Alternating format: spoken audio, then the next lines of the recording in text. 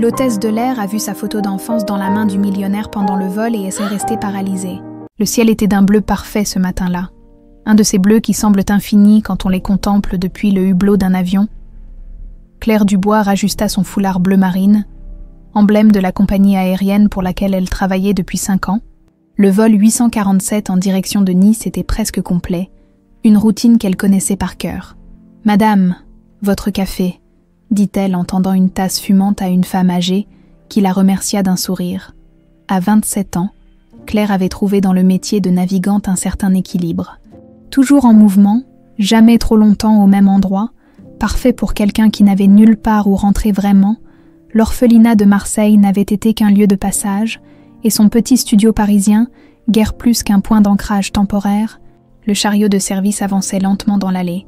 Claire servit méthodiquement les passagers, échangeant sourires et politesse machinale. C'était sa façon d'être, professionnelle, attentive, mais sans jamais vraiment se dévoiler. « Un café. »« Monsieur », proposa-t-elle en arrivant à la rangée 3A, où un homme d'une 60aine d'années en costume gris regardait par le hublot. Il se tourna vers elle, et Claire remarqua immédiatement sa prestance. Cheveux poivre, et selle impeccablement coiffée. Costume sur mesure, montre en or qui brillait discrètement sous sa manche, le genre d'homme habitué aux privilèges de la première classe. « Oui, merci », répondit-il d'une voix posée, en rangeant quelque chose dans son portefeuille. Ce fut à cet instant précis que le temps sembla s'arrêter. Dans ce bref mouvement, Claire aperçut une photographie. Une petite fille en robe blanche, une tresse à moitié défaite, un sourire naïf au milieu d'un jardin de marguerites, sa tasse à café suspendue dans les airs. Claire sentit sa respiration se bloquer dans sa gorge. Cette petite fille, c'était elle. « Tout va bien, mademoiselle ?» demanda le passager, fronçant les sourcils devant son immobilité soudaine. Claire cligna des yeux, revenant brusquement à la réalité. « Oui, excusez-moi », balbutia-t-elle en posant maladroitement la tasse sur son plateau. Un moment d'étourdissement, l'altitude, sans doute, mais ce n'était pas l'altitude. Cette photo, cette image, elle avait hanté ses rêves pendant 20 ans, un fragment d'un passé qu'elle croyait à jamais disparu dans les flammes. Le reste du service se déroula dans un brouillard. Claire fonctionnait en pilote automatique, son esprit tournant en boucle autour de cette vision fugace. Cette photographie n'existait plus. Elle avait été détruite dans l'incendie qui avait ravagé sa maison d'enfance, l'incendie qui avait emporté sa mère et effacé tout ce qu'elle avait été avant de devenir la petite sans nom à l'orphelinat Sainte-Marie. Son père, Henri Valmont, elle n'avait que des bribes de souvenirs de lui. Un homme grand, toujours occupé, il était en voyage d'affaires la nuit du drame. Et après, il n'était jamais venu la chercher. Du moins, c'est ce qu'elle avait toujours cru. Pendant la descente vers Nice, Claire ne pouvait détacher ses yeux de la rangée 3A. L'homme avait sorti un dossier et prenait des notes, apparemment absorbé par son travail. Cette nuit-là lui revint en mémoire la chaleur suffocante, les cris, le crépitement du feu dévorant les rideaux, les meubles, les photos de famille, sa mère qui la pousse hors de la chambre. « Cours, Claire, cours !» Et puis, le noir, à l'atterrissage, Claire avait pris sa décision, après que les passagers eurent commencé à descendre. Elle s'approcha de l'homme qui rangeait tranquillement ses affaires dans sa mallette en cuir. « Monsieur », commença-t-elle, sa voix plus ferme qu'elle ne l'aurait cru possible. « Pardonnez-moi, mais la photo que vous aviez tout à l'heure… » Il la regarda avec une intensité qui la déstabilisa. « Je me demandais quand vous viendriez me parler. »« Claire… » Son cœur manqua un battement. « Vous me connaissez ? » ?»« Pas personnellement, » répondit-il en fermant sa mallette. « Je m'appelle Alexandre Fournier, je suis avocat, spécialisé dans les successions. » Il lui tendit une carte de visite. « Cabinet Fournier & Associés, Lyon. Comment avez-vous cette photo ?» insista Claire. Ignorant la carte, Alexandre regarda autour d'eux. Les derniers passagers quittèrent l'avion. « Puis-je vous inviter à prendre un café à l'aéroport ? Cette histoire est… compliquée. » 30 minutes plus tard, ils étaient assis dans un coin isolé d'un café du terminal. Claire fixait sa tasse intacte, incapable de boire. « Votre père, Henri Valmont, est décédé il y a 6 mois, » expliqua Alexandre sans préambule. « Il a laissé un testament avec des instructions très précises. Une partie importante de sa fortune ne peut être débloquée que si sa fille présumée morte dans l'incendie de leur maison il y a 20 ans, est retrouvée vivante. Mon père me croyait morte. La question sortit comme un souffle. C'est ce que tout le monde croyait, ou plutôt, c'est ce que Gérard Lemaire, l'associé de votre père et administrateur des textiles Valmont, a fait croire à tout le monde. Claire secoua la tête, submergée par les informations. Mais pourquoi cherchez-vous une enfant morte depuis 20 ans ? Alexandre sortit un dossier de sa mallette, parce que votre père, avant de mourir, a commencé à douter de la version officielle. Il a laissé certains indices, des questions sans réponse. J'ai passé les 6 derniers mois à suivre ces pistes. Et elles vous ont mené à moi, comment ? Par élimination et beaucoup de chance, des registres hospitaliers incomplets, des témoignages contradictoires, et puis ceci, il sortit une coupure de journal où l'on voyait Claire en uniforme, recevant un prix d'excellence de sa compagnie aérienne. La ressemblance avec votre mère est frappante. Claire prit le journal, les mains tremblantes. Je ne comprends pas. Si mon père me cherchait, pourquoi n'est-il jamais venu à l'orphelinat ? Parce que selon les documents officiels, vous n'existiez plus, quelqu'un a fait en sorte que la petite fille rescapée de l'incendie reste non identifiée. Et ce quelqu'un avait un intérêt très personnel à ce que vous ne réapparaissiez jamais. Claire reposa brutalement sa tasse. Vous êtes en train de me dire que l'incendie n'était pas accidentel, confirma Alexandre gravement. Et que la personne qui l'a orchestré dirige maintenant l'empire textile que votre père a construit. Un silence lourd s'installa entre eux, par la baie vitrée du café. Claire pouvait voir les avions décoller et atterrir, poursuivant leur route comme si le monde n'avait pas basculé. « Pourquoi me cherchez-vous » demanda-t-elle finalement, la gorge serrée. Alexandre la regarda droit dans les yeux. « Parce que je vous cherche depuis 20 ans. Cette nuit-là, dans sa chambre d'hôtel à Nice, Claire ne trouva pas le sommeil. Les cauchemars qui la hantaient depuis son enfance prenaient soudain un sens terrible. Ce n'étaient pas des cauchemars, mais des souvenirs. L'odeur âcre de la fumée, la mélodie de berceuse que sa mère lui chantait, la chaleur dévorante des flammes, et maintenant, une vérité encore plus brûlante, quelqu'un avait voulu la faire disparaître, quelqu'un qui, pendant 20 ans, avait vécu dans le mensonge et la richesse volée. Claire se leva et s'approcha de la fenêtre. La lune éclairait la baie de Nice d'une lueur argentée. Une autre vie l'attendait, une vie dont elle ignorait tout. Claire Valmont, murmura-t-elle, testant ce nom qui était le sien sans jamais l'avoir été, un nom qui portait le poids d'une fortune, d'un passé en cendres et d'une vérité à reconquérir. Demain, elle accepterait la proposition d'Alexandre, un test ADN pour prouver son identité, non pas pour l'héritage, mais pour la vérité, pour savoir enfin qui elle était vraiment, et peut-être, pour comprendre enfin pourquoi ses rêves sentaient la fumée depuis 20 ans, le laboratoire médical de Lyon était un bâtiment moderne tout en verre et acier. Claire observait les techniciens en blouse blanche qui s'affairaient derrière une vitre, manipulant des tubes à essai avec une précision mécanique. Son propre sang circulait quelque part parmi ces échantillons anonymes, porteurs d'une vérité qu'elle avait cessé d'espérer. « Le résultat sera disponible dans 3 jours, expliqua Alexandre en consultant sa montre. « C'est le meilleur laboratoire de la région. J'ai demandé qu'ils accélèrent le processus. » Claire hocha la tête, distraite. Depuis leur rencontre dans l'avion 2 jours plus tôt, elle vivait dans une étrange suspension du temps, comme si sa vie entière n'avait été qu'une parenthèse en attendant ce moment. « Et maintenant » demanda-t-elle. Alexandre lui ouvrit la porte. « Maintenant, je vous montre qui était Henri Valmont. » Ils s'installèrent dans sa voiture. Une berline allemande discrète mais luxueuse. Claire fixait le paysage lyonnais qui défilait par la fenêtre. Cette ville lui était complètement étrangère. Et pourtant, selon Alexandre, elle aurait dû y grandir. « Votre père a fondé Textile Valmont en 1980, expliqua Alexandre en conduisant.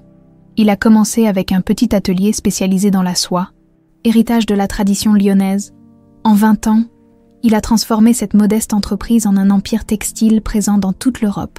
« Comment l'avez-vous connu ?» demanda Claire. « J'ai géré ses affaires juridiques ces 10 dernières années. » Henri était un homme complexe, brillant en affaires, mais profondément marqué par son passé. Alexandre s'arrêta devant un imposant portail en fer forgé. Derrière s'étendait un parc soigneusement entretenu, au bout duquel se dressait une demeure de maître du 19e siècle. « La résidence Valmont » annonça-t-il. « Votre père l'a achetée après l'incendie, Il n'a jamais voulu retourner dans votre ancienne maison. Le portail s'ouvrit automatiquement lorsqu'Alexandre composa un code. La voiture remonta l'allée gravillonnée, entourée de platanes centenaires. Qui y vit maintenant ? Demanda Claire, la gorge nouée. Personne. Henri vivait seul, avec une gouvernante qui venait 3 fois par semaine. Depuis son décès, la maison est sous ma responsabilité, en attendant la résolution de la succession. Ils entrèrent dans un hall aux proportions imposantes. Un escalier en marbre montait vers les étages. Des tableaux ornaient les murs, principalement des paysages mélancoliques. Claire les observa, cherchant une connexion, un sentiment de familiarité qui ne venait pas. Il collectionnait les Turner, expliqua Alexandre. Il disait que personne n'avait su peindre la lumière comme lui. Claire s'approcha d'un tableau représentant une mer déchaînée sous un ciel d'orage. Au loin, une minuscule lueur perçait les nuages. Henri était, comment dire, un homme hanté, continua Alexandre en l'observant. Après la mort de votre mère et votre disparition présumée, il s'est jeté dans le travail. L'entreprise est devenue sa seule raison de vivre. Claire se détourna des tableaux. Et ce Gérard Lemaire, parlez-moi de lui. Le visage d'Alexandre se durcit imperceptiblement. Gérard était l'associé de votre père depuis le début. Ils se sont rencontrés à l'école de commerce, quand l'entreprise a commencé à se développer. Henri s'occupait de la création, Gérard de la gestion financière. Après, l'incident, Gérard est progressivement devenu indispensable. Henri, anéanti par le chagrin, lui a confié de plus en plus de responsabilités. Ils entrèrent dans un bureau aux murs lambrissés. Une imposante table en acajou trônait au centre, couverte de dossiers soigneusement rangés.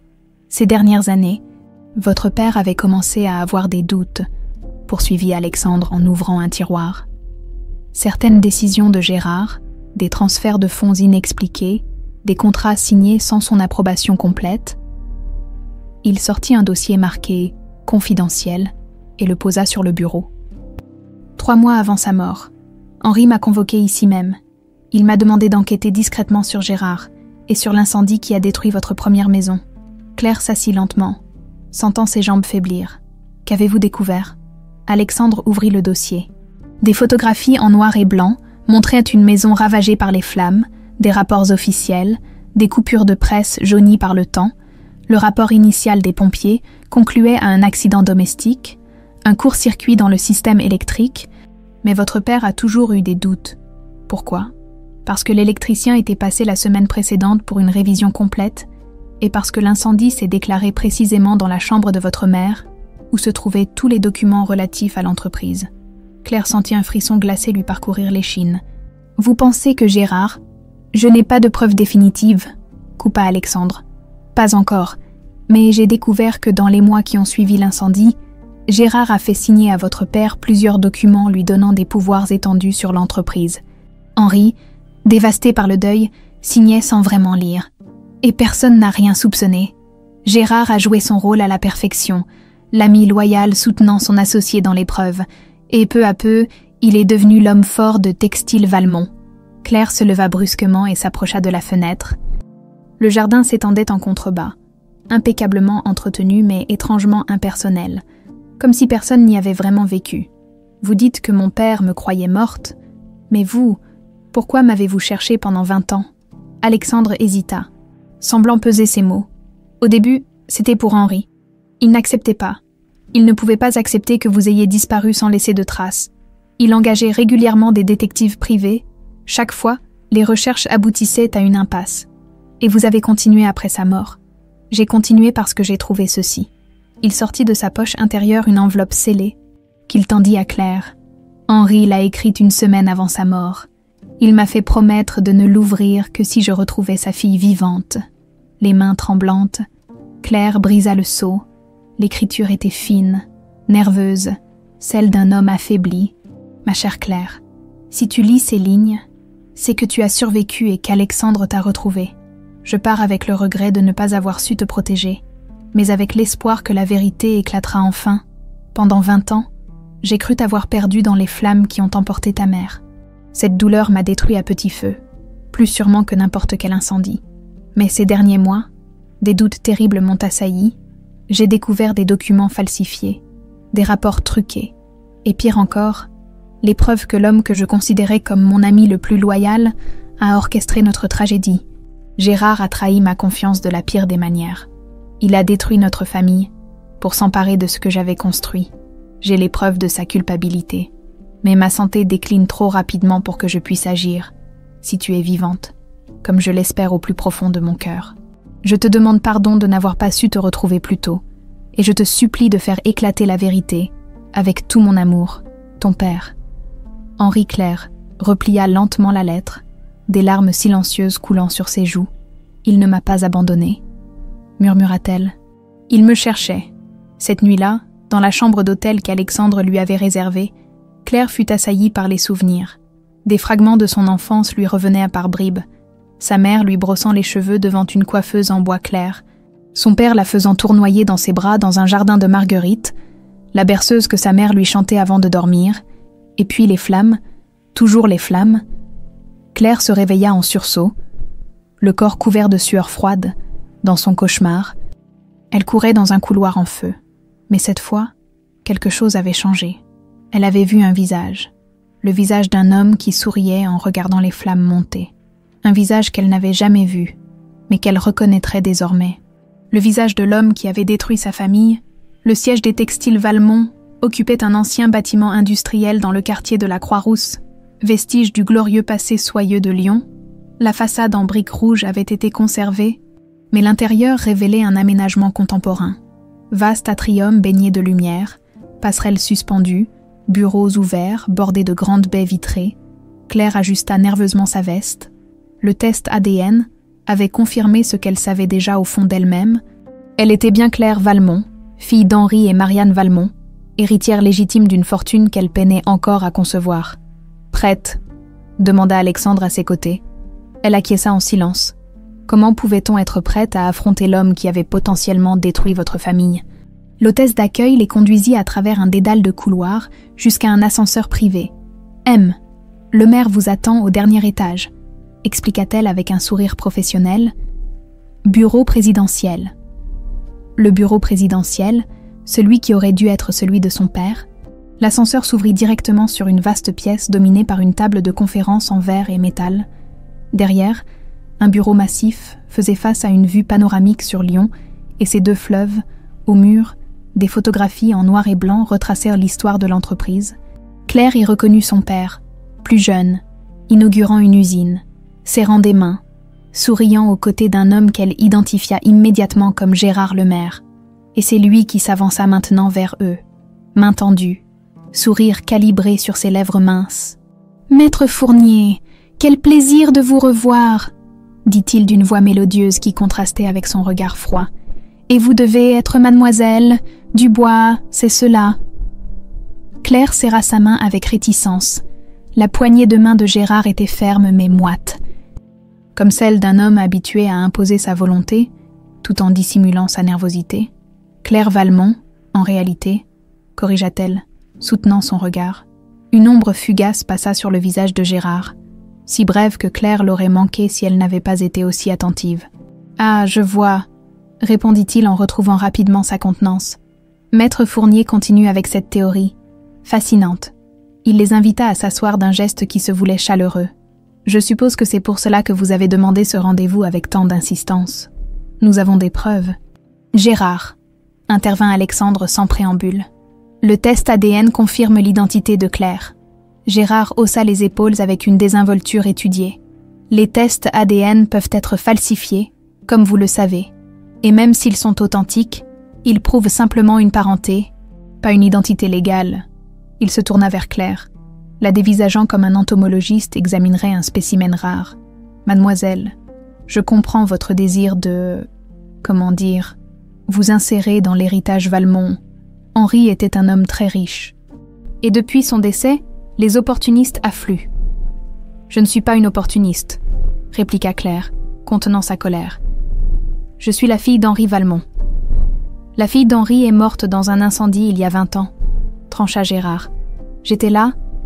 J'ai vu les décombres. J'ai soutenu Henri pendant son deuil. Pendant 20 ans, j'ai veillé sur cette entreprise comme sur mon propre enfant, par respect pour sa mémoire. » La porte du bureau s'ouvrit, interrompant leur échange. Une femme élégante d'une 50aine d'années entra, suivie d'une jeune femme qui devait avoir l'âge de Claire. « Ah, ma chère Élise !» s'exclama Gérard avec un soulagement à peine dissimulé. « Et Sophie, venez, j'aimerais vous présenter nos visiteurs. » Élise Lemaire s'avança avec la grâce calculée d'une femme habituée aux mondanités. Son tailleur Chanel et son collier de perles criaient « fortune ancienne », bien que Claire soupçonna qu'il s'agissait d'une façade récemment acquise. « Voici ma femme, Élise, et notre fille, Sophie », présenta Gérard. « Élise, Sophie, voici Maître Fournier, que vous connaissez déjà, et Mademoiselle Dubois, qui, affirme Maître Claire Valmont. » Élise tressaillit imperceptiblement, scrutant Claire avec une intensité troublante. « Claire Valmont. Mais c'est impossible.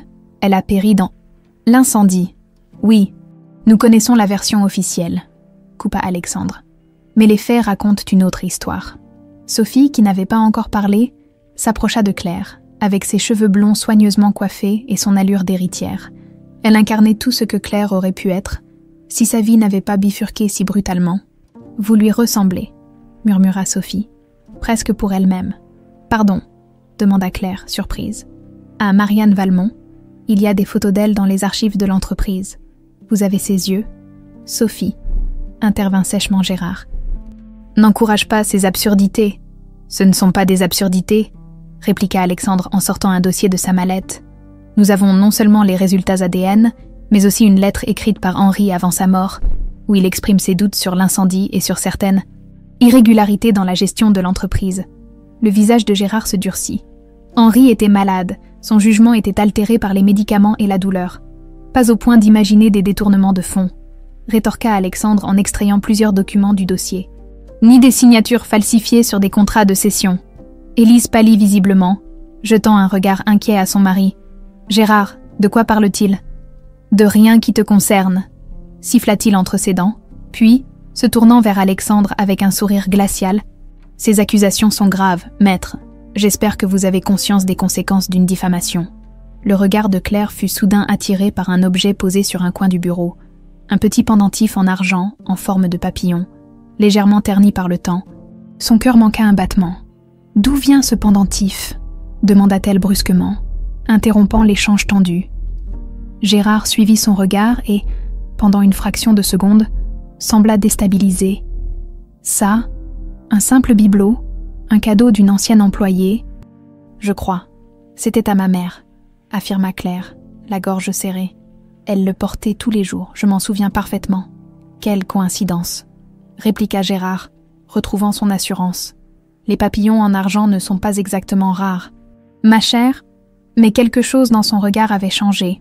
Une lueur d'inquiétude, peut-être, ou de calcul. Je pense que nous avons assez abusé de votre temps, intervint Alexandre en rassemblant ses documents. Nous reviendrons avec notre avocat d'affaires pour discuter des implications légales de la situation. Faites donc, répondit Gérard avec une assurance feinte. Mes avocats seront ravis de démontrer la fragilité de vos allégations. Alors qu'il se dirigeait vers la sortie, Claire s'arrêta devant une photographie encadrée. Elle montrait son père devant l'entrée de l'usine principale, le jour de l'inauguration. À ses côtés, Gérard souriait, une main posée sur l'épaule d'Henri dans un geste qui semblait amical, mais qui, avec le recul, paraissait possessif. « Vous l'avez toujours jalousé, n'est-ce pas ?» demanda-t-elle doucement. « Son talent, sa vision, sa famille. Vous vouliez tout ce qu'il avait. » Gérard s'approcha d'elle, assez près pour qu'elle seule puisse l'entendre. « Mademoiselle Dubois, ou quel que soit votre nom, je vous conseille vivement d'abandonner cette mascarade. Des opportunistes plus convaincantes que vous ont essayé de s'approprier l'héritage Valmont, aucune n'a réussi. » Son souffle chaud sur sa joue lui donna la nausée. « Je ne suis pas une opportuniste, » répliqua-t-elle, soutenant son regard. « Je suis Claire Valmont, et je vais récupérer ce qui m'appartient, dans l'ascenseur qui les ramenait au rez-de-chaussée. » Claire tremblait de tous ses membres, l'adrénaline retombant d'un coup. « Vous avez été remarquable », la félicita Alexandre. Mais ce n'était que le début. Gérard ne renoncera pas facilement au pouvoir. Il va contre-attaquer.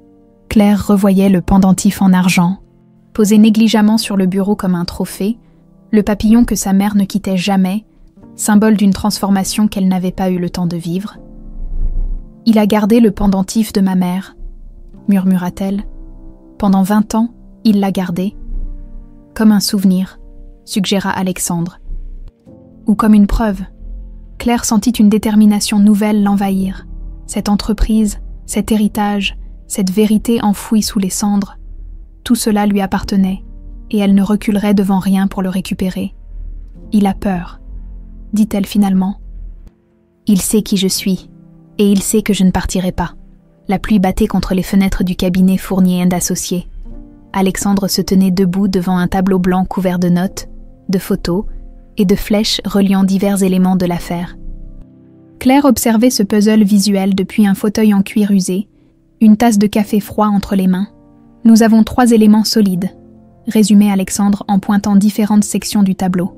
Le test ADN qui prouve votre identité, la lettre de votre père qui exprime ses soupçons, et les irrégularités financières que j'ai commencé à découvrir dans les comptes de l'entreprise.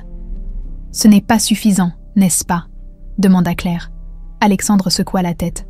« Pour un procès civil, peut-être, mais pour prouver que Gérard a orchestré l'incendie et falsifié des documents pour vous faire disparaître, nous avons besoin de plus. » Un coup discret à la porte les interrompit. Lucie, l'assistante d'Alexandre, passa la tête dans l'embrasure. « Pardon de vous déranger, mais j'ai trouvé ce que vous m'aviez demandé. » Elle déposa un dossier usé sur le bureau. Les archives du journal local qui couvrait l'incendie, j'ai numérisé tout ce qui concernait la famille Valmont. « Merci, Lucie. » Une fois seul, Alexandre ouvrit le dossier. Des coupures de presse jaunies montrèrent les ruines fumantes d'une maison bourgeoise. Les titres annonçaient sobrement la tragédie. Incendie mortel dans le quartier des Brotteaux. L'épouse d'un industriel lyonnais périt dans les flammes. Une fillette également disparue dans le sinistre. « Regardez, » dit Alexandre, en pointant un détail sur l'une des photos. « Qui voyez-vous ici ?» Claire se pencha. Dans un coin de l'image, presque dissimulé par un camion de pompiers, se tenait Gérard Lemaire. Il observait la scène, le visage indéchiffrable. « Il était là », murmura-t-elle, « la nuit même. Selon son témoignage officiel, il est arrivé le lendemain matin, après avoir été prévenu par la police, » nota Alexandre. Cette photo prouve le contraire. Claire sentit un frisson lui parcourir l'échine. Il observait sa propre œuvre. Alexandre sortit d'un tiroir une enveloppe scellée, qu'il posa délicatement sur le bureau. « J'ai hésité à vous montrer ceci tout de suite, mais je pense que le moment est venu. Qu'est-ce que c'est ? La dernière lettre de votre père, celle qu'il a écrite 3 jours avant sa mort. Son médecin m'a confirmé qu'il était parfaitement lucide à ce moment-là. » Claire prit l'enveloppe avec précaution, comme si elle pouvait se désintégrer entre ses doigts. Le papier était épais, l'écriture sur l'enveloppe, élégante malgré une légère hésitation. « À ouvrir après ma mort, Henri Valmont. » Elle l'ouvrit délicatement et en sortit plusieurs feuillets couverts d'une écriture serrée. « Lyon, le 15 mars 2024, acquis de droit. Je sous-signais Henri Valmont, en pleine possession de mes facultés mentales, malgré la maladie qui ronge mon corps, souhaite consigner ici mes soupçons et découvertes concernant mon associé de longue date, Gérard Lemaire. Ces derniers mois, en mettant de l'ordre dans mes affaires, j'ai découvert des anomalies troublantes dans la gestion de mon entreprise. Des contrats que je n'ai jamais approuvés portent pourtant ma signature. Des virements conséquents ont été effectués vers des sociétés offshore dont je n'ai jamais entendu parler. Des décisions stratégiques ont été prises en mon nom sans mon consentement réel. Au-delà de ces irrégularités financières, j'ai été confrontée à une révélation bien plus terrible. En consultant d'anciens dossiers, j'ai trouvé un reçu daté de la semaine précédant l'incendie qui a coûté la vie à ma femme Marianne. Ce reçu indique un paiement en liquide de 50 000 francs, effectué par Gérard à un certain Marcel Durand, un nom qui m'était inconnu. Des recherches discrètes m'ont appris que ce Marcel Durand était un ancien électricien avec un casier judiciaire pour escroquerie et incendie criminel. Il est décédé en prison 2 ans après le drame qui a détruit ma famille. Plus troublant encore, j'ai récemment découvert que les rapports médicaux concernant ma fille Claire, après l'incendie, avaient été falsifiés. Le document original, que j'ai pu obtenir grâce à un ancien contact à l'hôpital, indique clairement qu'une fillette correspondant à la description de Claire a été admise cette nuit-là, souffrant de légères brûlures et d'inhalation de fumée. Ce rapport a ensuite été modifié pour indiquer que la patiente était décédée des suites de ses blessures.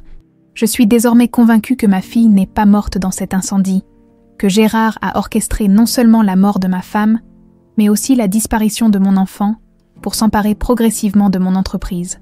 profitant de mon état de choc et de dépression. « Si vous lisez cette lettre, c'est que je n'ai pas eu le temps ou la force d'agir sur ces découvertes. Je vous supplie de poursuivre cette quête de vérité, de retrouver ma fille, si elle est encore en vie, et de faire payer Gérard pour ses crimes. Ma santé décline rapidement, mais je meurs avec l'espoir que la justice sera un jour rendue. Henri Valmont. » Claire reposa la lettre, les joues striées de larmes silencieuses. « Il savait, » murmura-t-elle. « Il avait découvert la vérité juste avant de mourir. » Alexandre acquiesça gravement.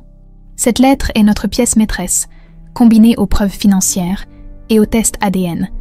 Elle constitue un dossier solide, pas suffisant pour une condamnation pénale pour l'incendie après tant d'années, mais assez pour vous réintroduire légalement comme l'héritière légitime et évincer Gérard de l'entreprise. » Un bruit sourd les fit sursauter. La porte du bureau s'ouvrit violemment, laissant entrer 2 hommes massifs en costume sombre. « Que signifie cette intrusion » s'exclama Alexandre en se levant. « Cabinet Fournier et l'associé » demanda le premier homme d'une voix monocorde, sans attendre de réponse. Il sortit un document de sa veste. « Nous avons un mandat de perquisition concernant tous les documents relatifs à l'affaire Valmont. » Un mandat ? Sous quelle accusation ? Falsification de documents ? Tentative d'escroquerie et diffamation, énonça l'homme en commençant à examiner les papiers étalés sur le bureau. Claire échangea un regard avec Alexandre. Gérard contre-attaquait, exactement comme il l'avait prédit. « Donnez-moi ce mandat », exigea Alexandre. Il l'examina rapidement, son expression passant de la colère à une satisfaction contenue. Ce mandat n'est valable que pour les documents physiques relatifs aux tests ADN et à la succession Valmont. Il se tourna vers Claire et articula silencieusement. Les copies numériques, elle comprit immédiatement, avant leur visite au siège de textile Valmont, Alexandre avait numérisé tous les documents cruciaux et les avait stockés dans un coffre-fort numérique, pendant que les hommes fouillaient méthodiquement le bureau. Alexandre s'approcha discrètement de Claire. « Ils ont pris peur », chuchota-t-il. « C'est bon signe. Gérard ne recourait pas à de telles méthodes s'il ne se sentait pas menacé. Qu'allons-nous faire maintenant ? Laissez la tempête passer. J'ai un plan. » Les hommes repartirent 1 heure plus tard. Emportant cartons et dossiers, le bureau semblait avoir été mis à sac. Ils ont pris la lettre originale, constata Claire avec dépit. « Mais pas ceci, » répondit Alexandre, en tirant de sa poche intérieure une clé USB. L'intégralité de notre dossier, y compris la lettre scannée, plus les preuves des malversations financières que j'ai pu rassembler. Et maintenant, nous allons voir une personne qui pourrait bien faire basculer cette affaire. La nuit tombait sur Lyon, quand ils arrivèrent dans une résidence modeste de la banlieue. Une femme d'une 60aine d'années leur ouvrit, le regard inquiet. « Madame Perrin » demanda Alexandre. « Je suis maître Fournier. Nous avons parlé au téléphone. » La femme hocha la tête, les invitant à entrer d'un geste nerveux. Une fois dans le salon modestement meublé, elle se tourna vers Claire, la dévisageant longuement. « Mon Dieu » murmura-t-elle. « Vous êtes le portrait craché de votre mère. Vous connaissiez ma mère ?» demanda Claire, surprise. « J'étais la secrétaire personnelle d'Henri Valmont pendant 15 ans, expliqua Madame Perrin. J'ai connu vos parents avant même votre naissance. » Elle s'approcha de Claire, hésitant à la toucher, comme face à un fantôme. Quand Maître Fournier m'a appelée, je n'osais pas y croire. Nous vous avons cru morte si longtemps. Madame Perrin peut témoigner des agissements de Gérard après l'incendie, expliqua Alexandre. Et elle a conservé certains documents qui pourraient nous être précieux. La vieille dame acquiesça, se dirigeant vers un secrétaire ancien. Elle en sortit une petite boîte en métal qu'elle tendit à Claire. Votre père me l'a confiée peu avant sa mort. Il m'a fait promettre de ne jamais la remettre à Gérard, quoi qu'il arrive. Claire ouvrit la boîte avec précaution. À l'intérieur se trouvait un petit carnet relié en cuir, usé par les années. Le journal intime de votre père, expliqua Madame Perrin. Il y consignait ses pensées les plus secrètes, ses doutes, ses peurs, ses dernières années. Il était devenu, obsédé par l'idée que vous étiez peut-être vivante quelque part. Claire serra le journal contre son cœur, comme pour établir un lien physique avec ce père qu'elle avait à peine connu. « Il y a autre chose », ajouta Madame Perrin en baissant la voix. « Quelque chose que même votre père ignorait. » Elle sortit de sa poche une enveloppe froissée et la tendit à Claire. « La nuit de l'incendie, Gérard m'a appelée. Il était dans un état d'agitation que je ne lui avais jamais connu. Il m'a demandé de détruire certains documents au bureau, des contrats, des projets d'expansion.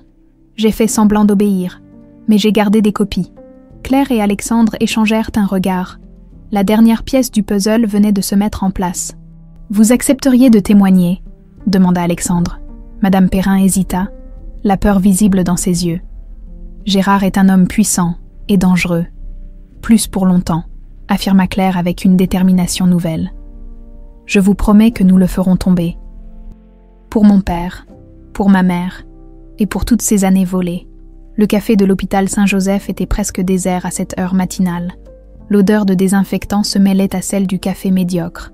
Claire faisait tourner sa cuillère dans sa tasse. Observant les reflets changeants du liquide noir, elle n'avait pas fermé l'œil de la nuit, plongée dans la lecture du journal intime de son père.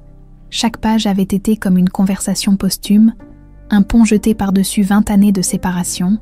Elle devrait arriver d'un instant à l'autre, murmura Alexandre. Consultant sa montre pour la 3e fois en 10 minutes, Claire acquiesça sans répondre.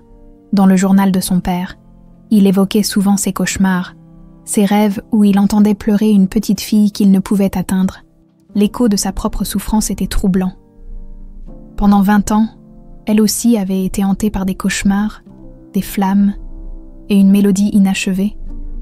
Une femme d'une 50aine d'années entra dans le café, le regard nerveux, scrutant les tables. Ses cheveux gris étaient tirés en un chignon serré et son uniforme d'infirmière semblait fraîchement repassé.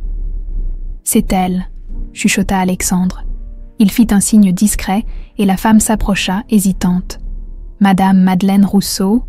demanda-t-il en se levant. « Oui », répondit-elle d'une voix à peine audible. « Vous êtes maître Fournier. En effet, et voici Claire Valmont. » Les yeux de Madeleine s'agrandirent en détaillant Claire. Sa main tremblante se porta à sa bouche. « Mon Dieu, c'est vraiment vous. » Claire se sentit examinée comme une apparition. « Vous me reconnaissez. Comment pourrais-je oublier ?» murmura Madeleine en s'asseyant lourdement. « Vous étiez si petite, si fragile, des brûlures légères aux bras, mais surtout cette toux terrible à cause de la fumée. » Un silence pesant s'installa. Madeleine semblait lutter contre ses émotions, évitant le regard de Claire. « Madame Rousseau, » commença Alexandre doucement. « Nous savons que vous étiez l'infirmière de garde la nuit de l'incendie, et nous avons découvert que les registres d'admission ont été falsifiés par la suite. » Madeleine serra sa tasse si fort que ses jointures blanchirent. « Je ne voulais pas... Il m'a dit que c'était pour protéger l'enfant. »« Qui ?» pressa Claire. « Gérard Lemaire. » Madeleine hocha imperceptiblement la tête. « Il est arrivé quelques heures après vous. Il connaissait votre nom, savait exactement qui vous étiez. Il a dit qu'il était un ami proche de la famille, que votre père était effondré et incapable de s'occuper de vous. Et vous l'avez cru. » La voix de Claire tremblait d'indignation. Il avait des papiers officiels, des documents qui semblaient venir de services sociaux. Parlant de troubles psychiatriques de votre père, de risques pour votre sécurité, des larmes coulèrent maintenant librement sur les joues ridées de Madeleine. J'étais jeune, débordée. Le service était en sous-effectif cette nuit-là, et cet homme en costume parlait avec tant d'autorité. « Que s'est-il passé ensuite ?» demanda Alexandre. « Il m'a proposé de l'argent, beaucoup d'argent, pour modifier le registre d'admission et vous inscrire comme patiente non identifiée, pour vous transférer discrètement vers un orphelinat de Marseille où, disait-il, vous seriez en sécurité jusqu'à ce que la situation de votre père s'améliore. » Elle essuya ses larmes d'un geste rageur. « J'avais des dettes à l'époque. Mon mari venait de perdre son emploi. J'ai accepté, je me disais que je faisais ça pour votre bien, que vous seriez mieux dans un environnement stable que chez un père suicidaire. Mon père n'était pas suicidaire, » rétorqua Claire froidement. « Il me cherchait désespérément. » Madeleine baissa la tête, accablée par la honte. Je l'ai compris des années plus tard, quand j'ai vu sa photo dans le journal. Il était devenu un industriel respecté, pas du tout l'homme instable qu'on m'avait décrit. J'ai essayé de retrouver votre trace à l'orphelinat, mais vous aviez déjà été placé dans une famille d'accueil, et j'avais peur des conséquences si je parlais. « Avez-vous gardé une trace quelconque de cette transaction ?» demanda Alexandre. « Le paiement, les faux documents... J'ai tout brûlé par peur, » avoua Madeleine. Mais elle hésita, puis sortit de son sac un petit carnet usé. J'ai noté certaines choses, des détails sur la nuit de l'incendie, la description exacte de l'homme qui est venu vous chercher, le numéro de plaque de sa voiture. Claire prit le carnet avec des mains tremblantes. À l'intérieur, une écriture menue détaillait minutieusement les événements de cette nuit fatidique, et au milieu du carnet, glissée entre 2 pages, une photo. Claire endormie dans un lit d'hôpital, des bandages légers sur ses bras. « J'ai pris cette photo avant votre départ », expliqua Madeleine. « Je ne sais pas pourquoi, peut-être par culpabilité, pour garder une trace de mon péché. » Claire fixait cette image d'elle-même. Ce fragment de mémoire qu'elle n'avait jamais possédé. Elle avait 4 ans. Le visage poudreux de suie malgré les efforts des soignants, les cheveux emmêlés, si vulnérable. « Accepteriez-vous de témoigner ?» demanda Alexandre. De raconter tout ceci devant un tribunal ou lors d'une assemblée d'actionnaires, Madeleine hésita, la terreur visible dans ses yeux. « Il me retrouvera. Il saura que j'ai parlé. Gérard Lemaire n'aura plus aucun pouvoir une fois que nous aurons exposé ses crimes, » assura Claire en prenant la main de Madeleine. « Je vous promets que nous vous protégerons. » L'infirmière la regarda longuement, comme si elle prenait la mesure de la femme qui était devenue la petite fille qu'elle avait trahie 20 ans plus tôt. « D'accord, » murmura-t-elle finalement. « Je témoignerai. Je vous dois au moins ça. » Pendant ce temps, au siège des textiles Valmont, Gérard Lemaire faisait les 100 pas dans son bureau, téléphone à l'oreille. « Comment ça, vous n'avez rien trouvé d'utile ?» aboya-t-il. « J'ai payé une fortune pour cette perquisition. » Il écouta la réponse, son visage se déformant de rage. « Des copies. » Bien sûr qu'il avait des copies. Fournier n'est pas idiot. La porte s'ouvrit doucement, laissant entrer Sophie, sa fille. Gérard lui fit signe de patienter. « Écoutez-moi bien, » siffla-t-il dans le combiné. « Je veux que vous les suiviez. Découvrez qui ils rencontrent, où ils vont, et trouvez-moi ce foutu coffre où Fournier garde ses preuves. » Il raccrocha violemment et se tourna vers Sophie, composant instantanément un masque de calme. « Oui, ma chérie. » Sophie s'avança, visiblement mal à l'aise. « Papa, j'ai trouvé quelque chose dans les archives, en cherchant des informations pour le rapport annuel. » Elle tendit un vieux dossier. Gérard le prit et l'ouvrit, son visage se figeant en découvrant son contenu, des relevés bancaires datant de 20 ans, montrant un retrait en liquide de 50 000 francs la veille de l'incendie, l'exacte somme mentionnée dans la lettre d'Henri. « Où as-tu trouvé ça ?» demanda-t-il d'une voix blanche. Dans les archives du sous-sol, le dossier était coincé derrière une armoire, comme s'il avait glissé accidentellement. Gérard referma lentement le dossier. « Merci, Sophie, c'est très intéressant pour l'historique de l'entreprise. » Sophie hésita puis demanda. « Papa, cette femme, Claire Dubois, elle ressemble vraiment à Marianne Valmont. Tu ne crois pas qu'elle pourrait être... » « Ne sois pas ridicule, » coupa Gérard sèchement. « Claire Valmont est morte dans cet incendie. J'étais là, j'ai vu les décombres. Cette femme est une impostrice. Mais le test ADN peut être falsifié. Tu crois vraiment que si la fille d'Henri était vivante, je ne le saurais pas? J'étais son parrain. Bon sang !» Cette dernière phrase, prononcée avec une émotion inhabituelle, fit hésiter Sophie. « Son parrain, tu ne me l'avais jamais dit. » Gérard se détourna, se versant un verre de whisky pour masquer son trouble. C'était une autre vie, après la tragédie. Nous avons tous essayé de tourner la page, Sophie observa son père, remarquant pour la première fois les fines gouttes de sueur qui perlaient à son front, malgré la climatisation. Tu devrais te reposer, papa, tu sembles épuisé, dès qu'elle fut sortie. Gérard s'effondra dans son fauteuil, fixant le dossier compromettant. Il croyait avoir effacé toutes les traces. Comment ce document avait-il pu lui échapper? Son téléphone vibra. Un message de son détective privé. Fournier et la fille viennent de quitter l'hôpital Saint-Joseph. Ils étaient avec une infirmière nommée Madeleine Rousseau. Gérard sentit le sang quitter son visage.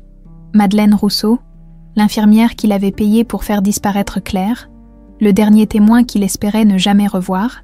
Il composa frénétiquement un numéro sur son téléphone. « J'ai besoin que vous organisiez quelque chose », dit-il d'une voix trop calme. « Immédiatement. Une assemblée extraordinaire des actionnaires. Prétexte, une tentative d'escroquerie menaçant l'entreprise. Date, après-demain. Je veux tous les actionnaires présents. » Il raccrocha et ouvrit un tiroir secret de son bureau. En sortant un petit pistolet qu'il contempla longuement, si Claire et Fournier voulaient la guerre, il l'aurait.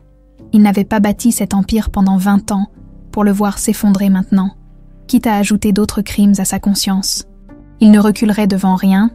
La salle de conférence des textiles Valmont bourdonnait de conversations nerveuses.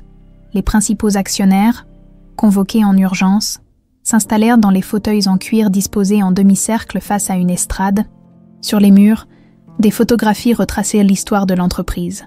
Henri Valmont serrant des mains, inaugurant des usines, posant fièrement devant les premiers métiers à tisser automatisés de la société, Gérard Lemaire, impeccable dans son costume sur mesure, distribuait poignées de main et sourires de circonstance. À ses côtés, Élise observait la scène avec une inquiétude mal dissimulée. Elle avait tenté en vain de comprendre les raisons de cette convocation précipitée. « Que se passe-t-il exactement ?»« Gérard » chuchota-t-elle en saisissant discrètement son bras. « Pourquoi cette assemblée en catastrophe ?»« Une tentative d'escroquerie » répondit-il sèchement. « Je t'expliquerai plus tard. » Les portes de la salle s'ouvrirent à nouveau, laissant entrer Alexandre Fournier. Il était suivi de Claire et, à la surprise générale, de Madeleine Rousseau, visiblement nerveuse dans son tailleur emprunté. Un murmure parcourut l'assistance. Gérard se figea momentanément, avant de reprendre contenance, s'avançant vers les nouveaux arrivants avec un sourire glacial. « Maître Fournier, quelle surprise! Je ne me souviens pas vous avoir invité à cette assemblée privée. En tant que représentant légal de Mademoiselle Valmont, héritière légitime de 51% des parts de cette entreprise, j'ai tout à fait le droit d'assister à cette réunion, » répliqua calmement Alexandre. « Mademoiselle Dubois n'est l'héritière de rien du tout, » rétorqua Gérard assez fort pour être entendu de tous. Et cette mascarade a assez duré. Il se dirigea vers l'estrade, invitant d'un geste les actionnaires à prendre place. Claire, Alexandre et Madeleine s'installèrent au dernier rang. Observant attentivement la scène qui se préparait, « Mesdames et messieurs les actionnaires », commença Gérard, sa voix prenant des accents dramatiques. Je vous ai convoqué aujourd'hui pour vous alerter d'une grave menace qui pèse sur notre entreprise. Une tentative d'escroquerie d'une audace sans précédent. Il désigna Claire d'un geste accusateur. Cette jeune femme prétend être Claire Valmont, la fille de notre regretté fondateur, que nous savons tous décédée dans le tragique incendie d'il y a 20 ans. Des murmures surpris parcoururent l'assemblée. Certains actionnaires se retournèrent pour observer Claire, qui soutint leur regard avec une dignité tranquille. Elle a produit un prétendu test ADN, censé prouver sa filiation avec Henri, poursuivit Gérard. Un document que mes experts ont déjà identifié comme falsifié. Alexandre se leva, interrompant la tirade. C'est une accusation grave et totalement infondée, monsieur le maire. Le laboratoire qui a effectué ce test est l'un des plus respectés de France. Peu importe, balaya Gérard d'un geste agacé. Ce qui compte, c'est que cette imposture menace la stabilité de notre entreprise. Une entreprise que j'ai contribué à bâtir pendant plus de 20 ans aux côtés d'Henri et que j'ai maintenue prospère après sa disparition. Il sortit plusieurs documents de sa serviette. J'ai ici des témoignages de personnes présentes la nuit de l'incendie, confirmant qu'aucun survivant n'a été retrouvé hormis Henri, qui était absent cette nuit-là. J'ai également le rapport officiel des pompiers, concluant à la mort de Marianne et Claire Valmont. Claire se leva à son tour, sa voix claire et ferme résonnant dans la salle. Ces documents sont des faux, tout comme le rapport médical indiquant ma prétendue mort. J'ai survécu à cet incendie, et j'ai des preuves que vous avez orchestré non seulement ma disparition, mais l'incendie lui-même. Un silence stupéfait s'abattit sur l'assemblée. Élise Lemaire, assise au premier rang, devint livide à ses côtés. Sophie fixait alternativement son père et Claire, l'horreur se peignant progressivement sur son visage. Des accusations ridicules, s'emporta Gérard, perdant momentanément son sang-froid. Vous n'avez aucune preuve de ces allégations diffamatoires. Au contraire, intervint Alexandre en s'avançant vers l'estrade. Nous avons plusieurs éléments accablants. Tout d'abord, une lettre écrite par Henri Valmont peu avant sa mort, exposant ses soupçons concernant votre implication dans l'incendie. Une lettre qui pourrait être falsifiée, cracha Gérard. Henri était malade, sous traitement, son jugement était altéré. Nous avons également retrouvé des preuves d'un paiement suspect effectué par vous à un certain Marcel Durand, un homme connu pour ses activités d'incendiaire, une semaine avant le drame. Des exclamations étouffées résonnèrent dans la salle. Gérard pâlit visiblement, mais se ressaisit rapidement. Pure coïncidence. Durand était un sous-traitant pour des rénovations dans nos ateliers. Je peux le prouver. Et enfin, poursuivit Alexandre, nous avons le témoignage de l'infirmière qui a accueilli Claire Valmont à l'hôpital cette nuit-là. et qui a été contrainte par vous de falsifier les registres. Tous les regards se tournèrent vers Madeleine Rousseau, qui se leva lentement, tremblante mais déterminée. Sa voix était faible, mais distincte dans le silence de mort qui s'était abattu. « Je m'appelle Madeleine Rousseau. J'étais infirmière de garde à l'hôpital Saint-Joseph la nuit de l'incendie. Une petite fille a été admise, souffrant de brûlures légères et d'inhalation de fumée. Cette petite fille était Claire Valmont. Elle désigna Claire d'un geste. Je l'ai reconnue immédiatement quand je l'ai revue, ses yeux, ce sont les mêmes, quelques heures après son admission, poursuivit-elle, sa voix se raffermissant. Monsieur le maire est venu, il m'a offert une somme importante pour modifier les registres et transférer l'enfant vers un orphelinat de Marseille.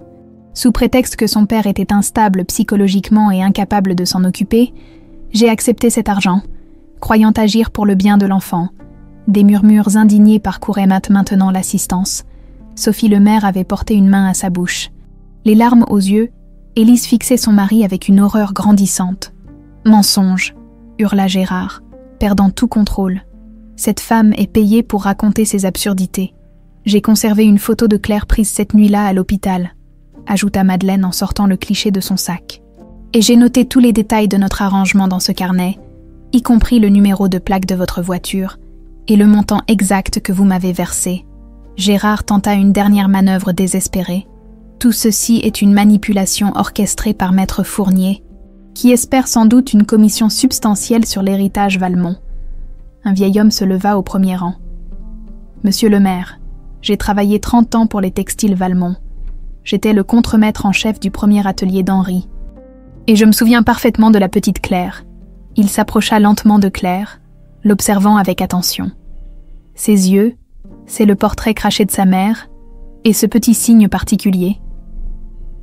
Il pointa discrètement vers l'oreille droite de Claire, où une minuscule cicatrice en forme de croissant était à peine visible sous ses cheveux. Cette cicatrice, elle l'a eue à 3 ans en tombant dans l'atelier. J'étais là ce jour-là. Henri était fou d'inquiétude. Un silence lourd s'abattit sur l'assemblée. Gérard, acculé, sentait le piège se refermer. Dans un ultime sursaut, il tenta de reprendre le contrôle. « Messieurs les actionnaires, ne vous laissez pas manipuler par cette mise en scène. Pensez à tout ce que j'ai accompli pour cette entreprise. Les bénéfices ont triplé sous ma direction. » Mais ces paroles sonnaient creux face aux révélations accablantes. Un à un, les actionnaires se levaient, s'écartant physiquement de lui comme pour marquer leur distance avec ses actes. Élise se leva à son tour, le visage ravagé par la douleur et la honte. « Depuis combien de temps, Gérard? Depuis combien de temps je vis dans le mensonge? Élise, je peux tout expliquer. Le pendentif en papillon, » l'interrompit-elle. « Celui que tu gardes dans ton bureau? Tu m'as dit que c'était un cadeau d'une admiratrice. C'était le sien, n'est-ce pas, à Marianne Valmont. » Gérard resta sans voix, dans la salle. Personne ne bougeait, suspendu à ce drame qui se jouait devant eux. « Tu l'aimais » murmura Élise, la compréhension se lisant sur son visage. « Tu l'aimais. Elle t'a repoussé pour Henri, et tu n'as jamais pu l'accepter. » Un souvenir fugace traversa l'esprit de Claire, sa mère, repoussant fermement un homme qui tentait de l'embrasser dans la cuisine, un homme qu'elle appelait Gérard, et qui avait quitté la maison en claquant la porte. Tout ça pour une femme qui ne t'aimait pas, conclut Élise avec un dégoût manifeste. Elle retira son alliance et la posa sur la table devant lui. « Je demande le divorce. » Elle se tourna vers Claire, la dignité retrouvée malgré les larmes. « Je suis profondément désolée pour tout ce que ma famille vous a fait subir.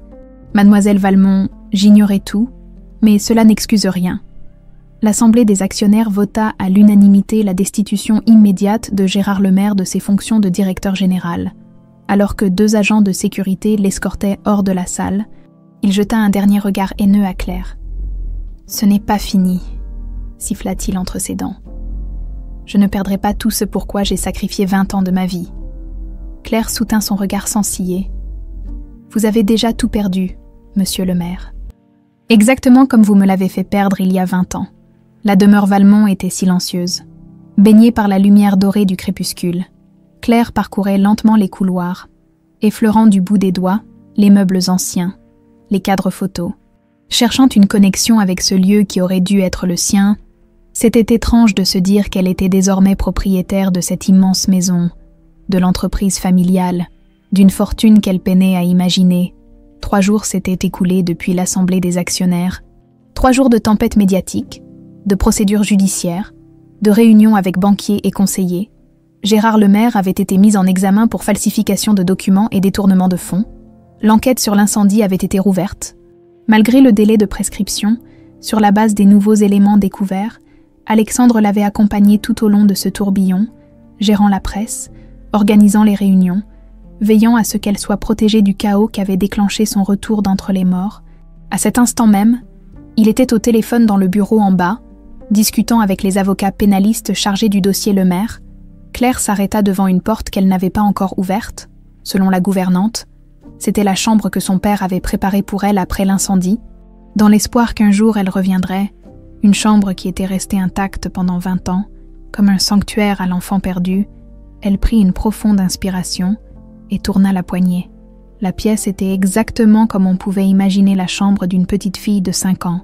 Papier peint rose pâle orné de petits papillons argentés, lit à baldaquin avec des rideaux en mousseline blanche, étagère couverte de livres d'enfants et de peluches jamais caressées. Sur la table de chevet, un cadre photo contenait une image d'Henri et Marianne Valmont, tenant dans leurs bras une petite Claire souriante. Claire s'assit sur le lit, sentant l'émotion l'étreindre. Cet homme qu'elle avait cru indifférent à son sort avait conservé cette chambre comme un temple, nourrissant l'espoir impossible de retrouver sa fille. Un détail attira soudain son attention. Au milieu de la table de chevet, à côté de la photo, se trouvait une petite boîte à musique en bois sculpté. Claire la reconnut instantanément. C'était celle que sa mère utilisait pour la bercer le soir, celle qui jouait la mélodie qui l'avait hantée pendant 20 ans. D'une main tremblante, elle l'ouvrit. Les premières notes cristallines de Clair de lune de Debussy s'élevèrent dans la pièce silencieuse. Claire ferma les yeux, submergée par les souvenirs.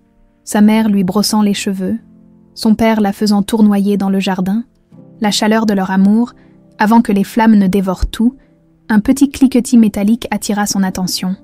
La boîte à musique semblait défectueuse, le mécanisme heurtant quelque chose à l'intérieur. Intriguée, Claire l'examina de plus près et remarqua une légère irrégularité dans le fond en velours.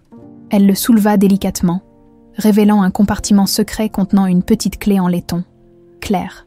La voix d'Alexandre résonna depuis le couloir. « Vous êtes là !»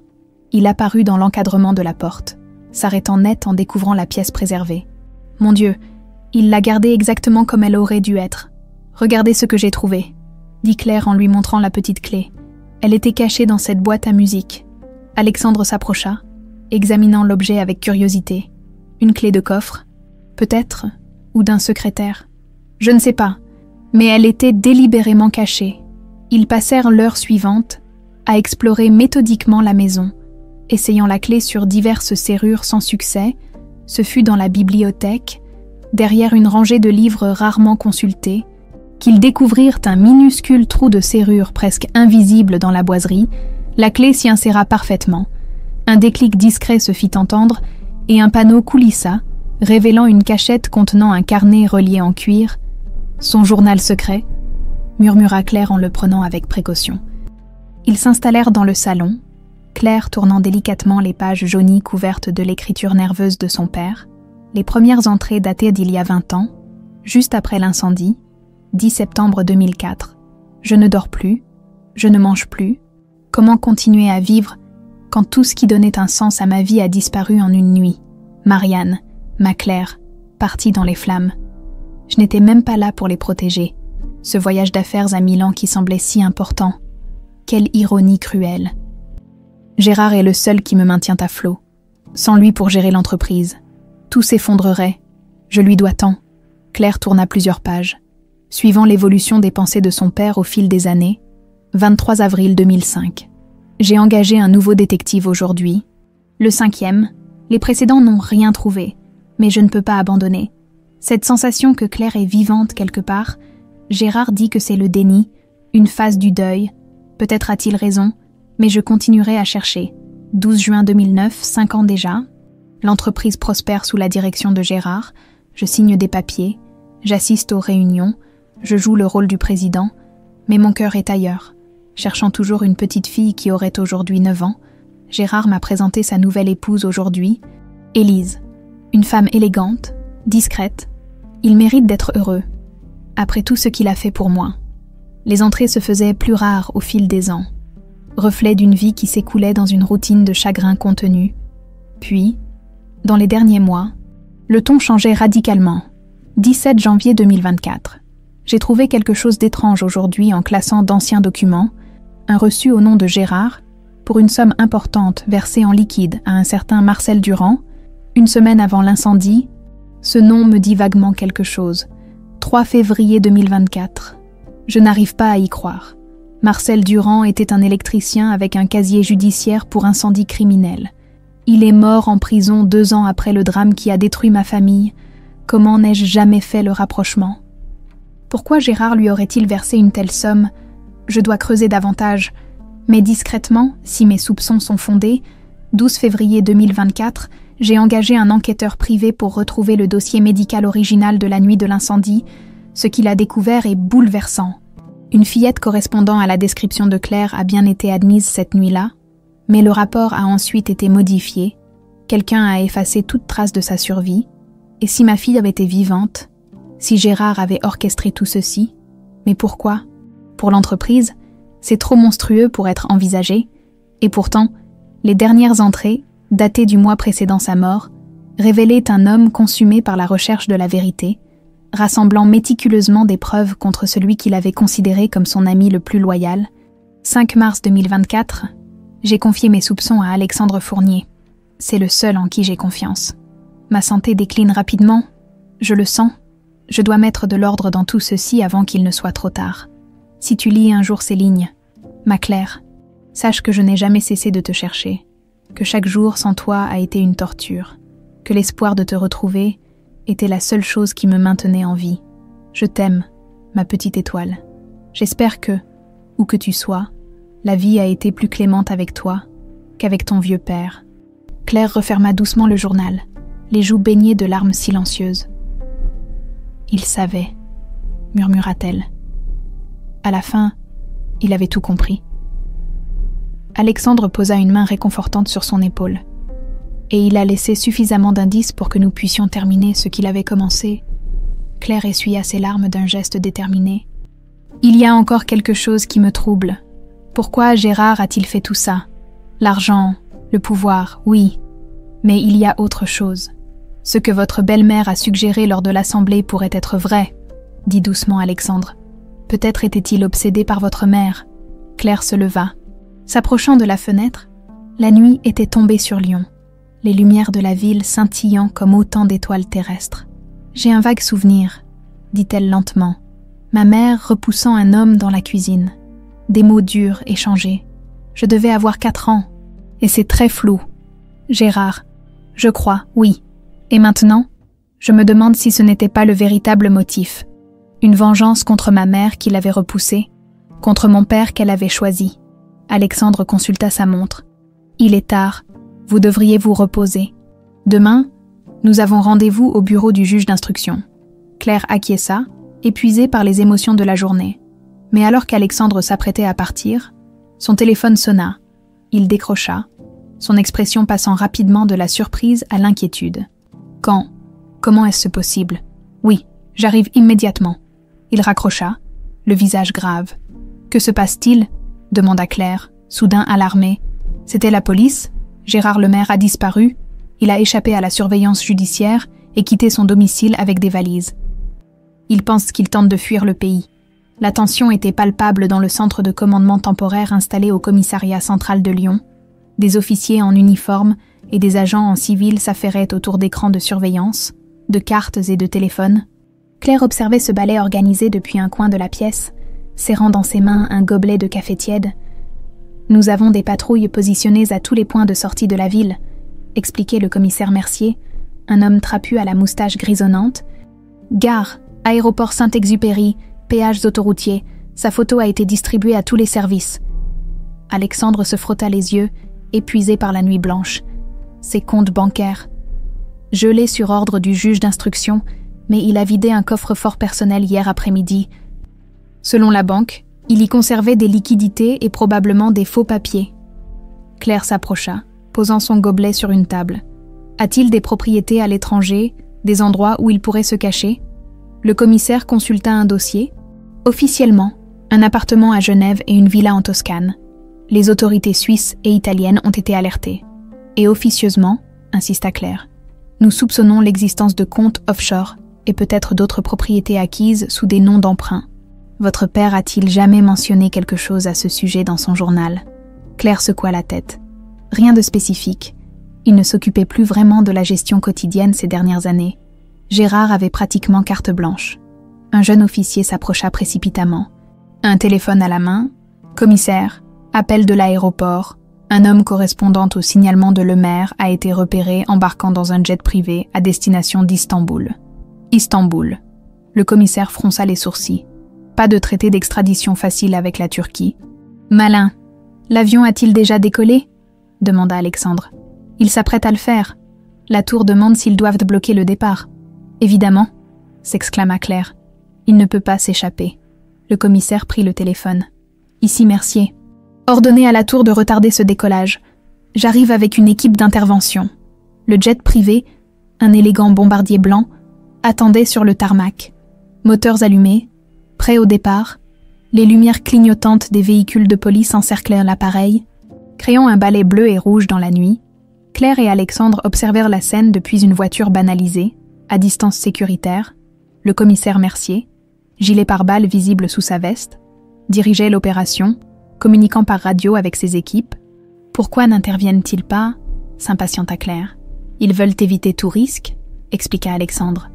Dans ce genre de situation, la négociation est toujours préférable à l'assaut. Soudain, un mouvement attira leur attention. La porte du jet s'ouvrait. Déployant son escalier, une silhouette apparut en haut des marches, les mains levées. « Ce n'est pas Gérard », murmura Claire, plissant les yeux pour mieux voir. On dirait le pilote. Effectivement, un homme en uniforme descendait lentement les marches. Visiblement nerveux, il s'approcha des policiers, parlant avec animation, pointant l'avion derrière lui. Le commissaire revint vers leur voiture quelques minutes plus tard, le visage grave. « Le pilote affirme que Lemaire n'est jamais monté à bord », expliqua-t-il. « Il a reçu des instructions et un paiement pour préparer le décollage, attendre un passager VIP et maintenir les communications radio habituelles. » Une diversion, comprit Alexandre. Pendant que nous concentrons nos forces ici, il s'échappe ailleurs, termina Claire. J'ai demandé des renforts au péage autoroutier et aux gares, assura le commissaire.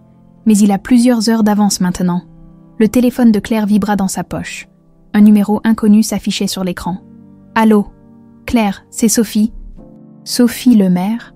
Claire mit l'appareil en haut-parleur pour qu'Alexandre et le commissaire puissent entendre. Sophie, comment as-tu eu mon numéro? Peu importe. Écoute-moi. La voix de la jeune femme tremblait légèrement. Mon père, il va tenter de quitter le pays par Saint-Étienne. Il a un contact là-bas, un petit aérodrome privé. Un avion l'attend pour le conduire en Suisse. Comment le sais-tu? Un bref silence. Il m'a appelé. Il voulait que je vienne avec lui. Et tu as refusé. Ce qu'il a fait, ce qu'il vous a fait, c'est impardonnable. Sa voix se brisa. Je ne peux pas cautionner ça, même s'il est mon père. Le commissaire nota rapidement les informations, transmettant déjà des ordres par radio. Merci, Sophie, dit doucement Claire. Ce que tu fais demande beaucoup de courage. Il y a autre chose, ajouta Sophie après une hésitation. Il avait une mallette avec lui. Il ne voulait pas me dire ce qu'elle contenait, mais il la gardait comme si sa vie en dépendait. Des documents compromettants, probablement, suggéra Alexandre, ou des liquidités pour recommencer ailleurs. Merci de nous avoir prévenus. Sophie, dit Claire, nous n'oublierons pas ce geste. Je ne le fais pas pour être remerciée, répondit-elle tristement. Je le fais parce que c'est juste. L'aérodrome de Saint-Étienne était plongé dans la pénombre, à peine éclairé par quelques lampadaires épars. Un petit avion de tourisme attendait en bout de piste, son pilote vérifiant les derniers préparatifs avant le décollage. À côté de l'appareil, une berline noire, phares éteints. Les forces de police avaient pris position discrètement, encerclant la zone.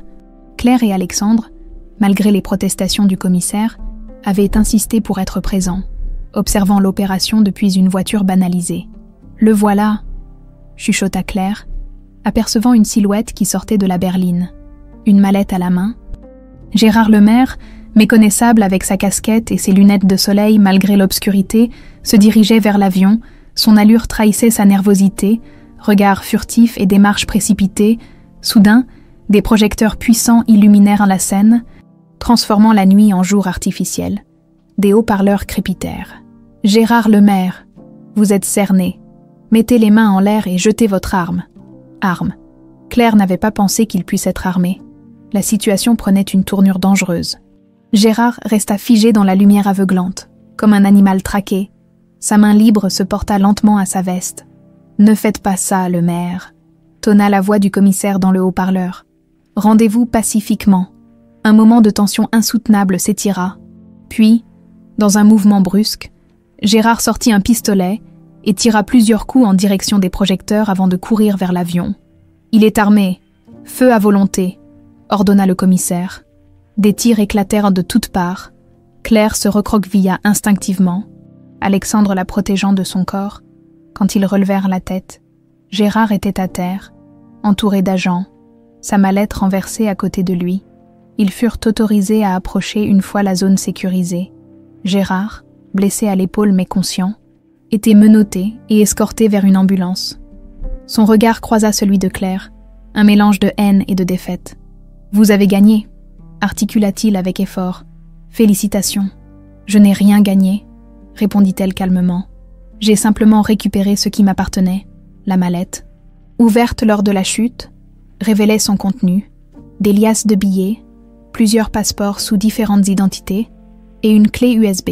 « Nous devrons examiner tout ça », dit le commissaire, en désignant un agent pour sécuriser les preuves. « Il y a probablement des éléments qui renforceront le dossier contre lui. » Claire s'approcha de la mallette et remarqua un objet qui avait roulé un peu plus loin. Se penchant, elle le ramassa, le pendentif en papillon argenté de sa mère. Elle le serra dans sa main, sentant sa gorge se nouer. Il le gardait toujours avec lui, murmura-t-elle. Comme un trophée, suggéra Alexandre. Ou peut-être comme une obsession.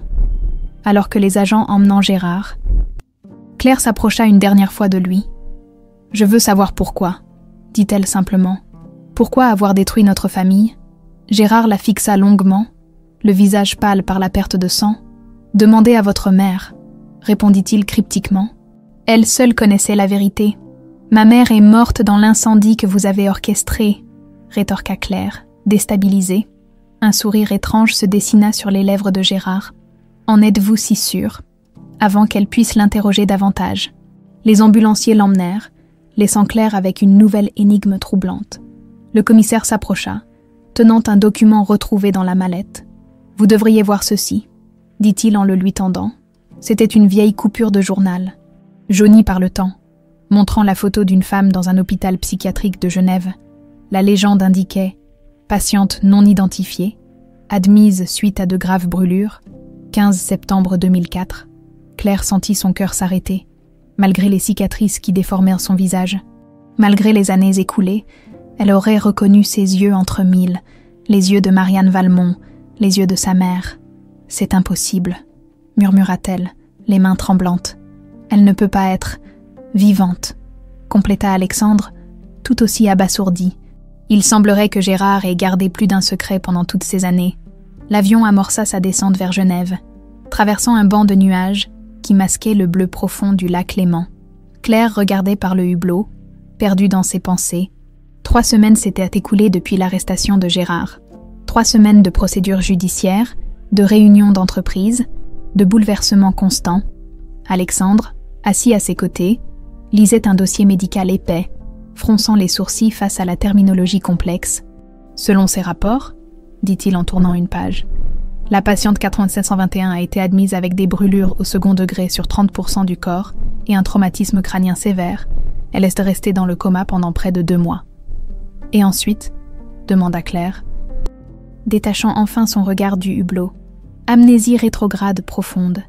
Elle ne se souvenait ni de son nom, ni de son passé. Aucun document d'identité n'a été retrouvé avec elle. Comment a-t-elle atterri dans cette clinique suisse ? Alexandre tourna quelques pages. Transférée d'un hôpital français par un proche parent qui a financé tous les soins, aucun nom n'est mentionné, mais Gérard, compléta Claire, il l'a fait disparaître tout comme moi. Mais pourquoi ne pas simplement... Alexandre s'interrompit. Cherchant ses mots, la laisser mourir, Claire eut un sourire amer. Peut-être que même dans sa folie, il ne pouvait se résoudre à la perdre complètement. L'avion toucha le tarmac dans une légère secousse, pendant qu'ils attendirent leur bagage. Claire repensa à tout ce qu'ils avaient découvert sur la clé USB trouvée dans la mallette de Gérard. Des photos de surveillance prises à différentes époques montraient sa mère dans la clinique, parfois dans un jardin, souvent regardant par une fenêtre. Le regard vide, Gérard l'avait observé pendant toutes ces années, payant pour son traitement tout en s'assurant qu'elle resterait isolée, sans identité, sans passé. Un chauffeur les attendait à la sortie de l'aéroport, tenant une pancarte avec leur nom. 30 minutes plus tard, leur voiture s'engageait dans l'allée d'une clinique privée nichée dans les hauteurs surplombant le lac. L'établissement ressemblait davantage à un hôtel de luxe qu'à un hôpital. Architecture élégante, jardin soigné, personnel attentionné, le DR, Moreau, directeur de la clinique, les accueillit dans son bureau avec une politesse compassée. C'était un homme d'une 60aine d'années, au visage austère adouci par des yeux bienveillants. « Mademoiselle Valmont, Maître Fournier », les salua-t-il. « J'avoue que votre appel m'a profondément troublée. Nous pensions que notre patiente 43721 n'avait plus aucune famille. C'est ce que tout le monde devait croire, » répondit Claire. « Avez-vous examiné les documents que nous vous avons envoyés ?» Le médecin acquiesça gravement. « Les analyses ADN confirment votre lien de parenté. Elle est bien votre mère, Marianne Valmont. » Claire sentit un vertige la saisir. Malgré toutes les preuves accumulées, entendre cette confirmation officielle rendait la situation terriblement réelle. « Comment va-t-elle » demanda-t-elle d'une voix qu'elle s'efforçait de maintenir stable. « Son état physique est bon, considérant les traumatismes subis. Les cicatrices des brûlures ont bien guéri avec les années et les greffes de peau. Neurologiquement, c'est plus complexe. Elle ne se souvient toujours de rien. L'amnésie rétrograde persiste. Bien que nous ayons observé quelques signes encourageants ces dernières années, des réactions émotionnelles à certaines musiques, des dessins répétitifs de papillons. « Des papillons », murmura Claire. Touchant instinctivement le pendentif qu'elle portait désormais autour du cou, « Il y a autre chose », ajouta le médecin. Depuis environ 2 ans, elle dessine régulièrement le visage d'une petite fille, toujours la même. Il ouvrit un tiroir et en sortit un carnet de croquis qu'il tendit à Claire. Les pages étaient remplies d'esquisses au crayon, une fillette aux cheveux bouclés, souriant avec une dent manquante sur le devant. « C'est moi », murmura Claire, reconnaissant son propre visage d'enfant. « Elle se souvient de moi. Pas consciemment, » tempéra le médecin. Mais quelque part, au plus profond d'elle-même, ses souvenirs existent toujours. Puis-je la voir ? Le Dr Moreau hésita. Vous devez comprendre que pour elle, vous êtes une inconnue. Un choc émotionnel trop brutal pourrait être contre-productif. Je comprends. J'irai à son rythme. Le médecin les guida à travers les couloirs lumineux de la clinique, jusqu'à une véranda ensoleillée donnant sur le lac. Une femme se tenait là, de dos, dessinant sur une grande feuille fixée à un chevalet. Claire s'arrêta, le souffle coupé. Même après 20 ans, même de dos, elle aurait reconnu cette silhouette, cette façon de tenir la tête légèrement inclinée, cette posture élégante malgré les épreuves. Isabelle appela doucement le médecin, utilisant le prénom d'emprunt que Gérard lui avait donné. « Vous avez de la visite ?» La femme se retourna lentement. Son visage portait les marques des brûlures, une cicatrice qui courait le long de sa joue gauche, une autre qui déformait légèrement son sourcil droit, mais ses yeux étaient exactement ceux dont Claire se souvenait. D'un vert profond, comme 2 émeraudes. « Bonjour », dit-elle d'une voix douce, légèrement hésitante. « Nous nous connaissons. » Claire sentit les larmes lui monter aux yeux. Comment résumer 20 ans d'absence en quelques mots ? « Je suis venue voir vos dessins, » répondit-elle finalement. « Le Dr Moreau m'a dit que vous étiez très douée. » Marianne, Isabelle, sourit timidement. « Ce n'est qu'un passe-temps. J'aime dessiner cette petite fille. Je ne sais pas qui elle est, mais elle me semble familière. Elle est très jolie, » dit Claire en s'approchant du chevalet. Le dessin montrait la fillette dans un jardin de marguerites, exactement comme sur la photo que Claire avait vue dans l'avion, 20 ans plus tôt. J'ai parfois l'impression qu'elle essaie de me dire quelque chose. confia Marianne. C'est idiot. N'est-ce pas? Ce n'est qu'un dessin. Ce n'est pas idiot du tout, murmura Claire. Parfois, notre cœur se souvient de ce que notre esprit a oublié. Leurs regards se croisèrent, et pendant un instant, un bref, fugace instant, Claire crut voir une lueur de reconnaissance dans les yeux de sa mère. Mais elle disparut aussitôt, remplacée par une curiosité polie. « Vous viendrez revoir mes dessins ?» demanda Marianne, alors qu'il s'apprêtait à partir. « Aussi souvent que vous le permettrez », promit Claire, de retour à Lyon, une semaine plus tard. Claire prit la décision la plus importante de sa nouvelle vie, convoquant le conseil d'administration des Textiles Valmont. Elle annonça son intention de restructurer complètement l'entreprise. « L'ère Gérard Lemaire est définitivement terminée », déclara-t-elle aux cadres assemblés dans la salle de conférence. « Textiles Valmont va retrouver l'éthique et la vision qui animèrent mon père à ses débuts. » Son premier acte fut de créer une fondation dédiée aux enfants victimes d'incendies et aux femmes isolées. Une partie des profits de l'entreprise serait désormais consacrée à financer des logements sociaux et des programmes de réinsertion. À la surprise générale, Claire proposa à Élise Lemaire, désormais en instance de divorce, de diriger cette fondation. « Pourquoi moi ?» demanda Élise lors de leur entretien privé. « Après tout ce que ma famille vous a fait ?»« Parce que vous n'êtes pas responsable des crimes de Gérard », répondit simplement Claire. « Et parce que nous avons toutes deux été ses victimes, d'une certaine façon. » Élise accepta, trouvant dans ce travail une forme de rédemption pour les années passées dans l'ignorance volontaire. Sophie, la fille de Gérard, se révéla être une alliée précieuse. Ayant grandi dans l'entreprise, elle connaissait tous ses rouages et aida Claire à identifier les personnes de confiance et celles qui avaient été complices des malversations de son père. « Comment fais-tu » lui demanda un jour Claire, alors qu'elle travaillait tard dans les bureaux. « Comment trouves-tu la force de te retourner contre ton propre père ?»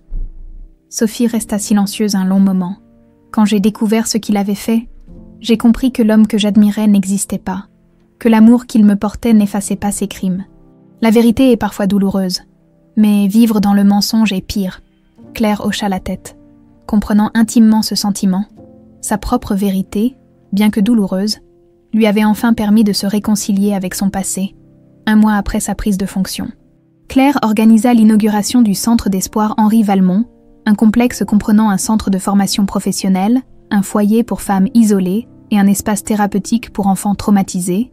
Au cœur du centre, elle fit planter un vaste jardin de marguerites, identique à celui de son enfance. Alexandre, devenu plus qu'un conseiller juridique au fil des semaines, se tenait à ses côtés lors de la cérémonie.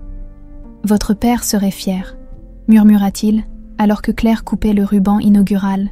« J'espère », répondit-elle doucement. « J'espère aussi qu'un jour, ma mère pourra voir ce que nous avons créé. Peut-être que ce jardin lui rappellera qui elle était. » Alors que les invités applaudissaient, Claire porta la main à son cou, serrant le pendentif en papillon qui avait survécu aux flammes. Tout comme elle, tout comme sa mère, du mal pouvait naître le bien, des cendres pouvaient jaillir une nouvelle vie. C'était la leçon qu'elle retiendrait de toute cette histoire. Et tandis que le soleil se couchait sur Lyon, baignant le jardin de marguerites d'une lueur dorée, Claire sentit pour la première fois depuis 20 ans qu'elle était exactement là où elle devait être. Chez elle, 1 an s'était écoulé depuis que Claire Valmont avait repris les rênes de l'empire familial. Le centre d'espoir Henri Valmont s'épanouissait, accueillant désormais plus d'1 centaine de femmes et d'enfants.